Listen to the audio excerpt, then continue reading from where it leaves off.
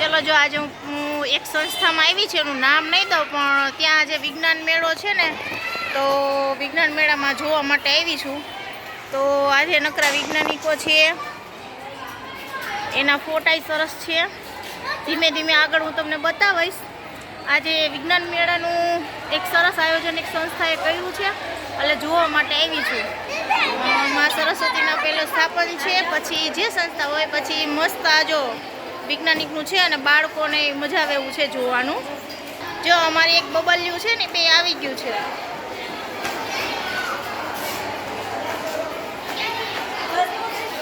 જો બાળકોએ કેવા સરસ પ્રોજેક્ટ બનાવ્યા છે અને મસ્ત બાળકોને માહિતગાર થાય એવા સરસ પ્રોજેક્ટ છે ને. આજે હું તમને વિજ્ઞાન મેળાની સફર કરાવું છું રૂપલ જોટાણીયા નામની ચેનલમાં.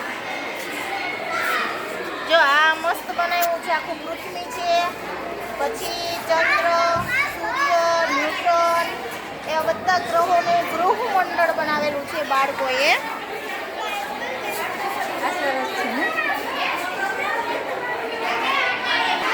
જો અહીંયા પક્ષીઓ વિશે માહિતી આપી છે. પછી આ રીતના જુદા જુદા સરસ મજાના અલગ અલગ નેતાઓ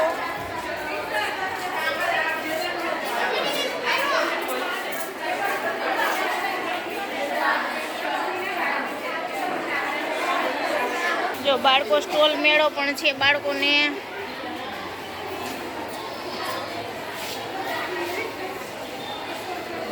સરસ બાળકોની બધી જો મસાલાથી માહિતગાર કરવામાં આવે છે.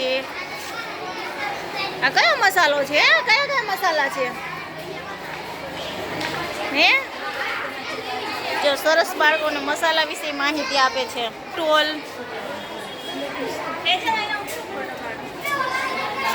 અમારા બાળકોને લઈને આવ્યા છીએ અમે સાથે. બે આવ્યા જમકુડા. જો સ્ટોલ જ છે બાળકોના રમકડાનો.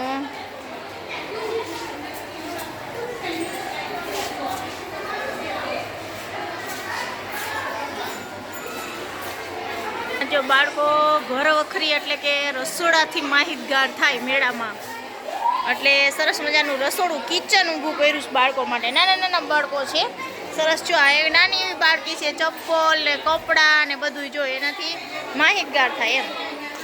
આ છોકરી મસ્ત મજાનો પાર્લરનો કોન્સેપ્ટ લીધો છે.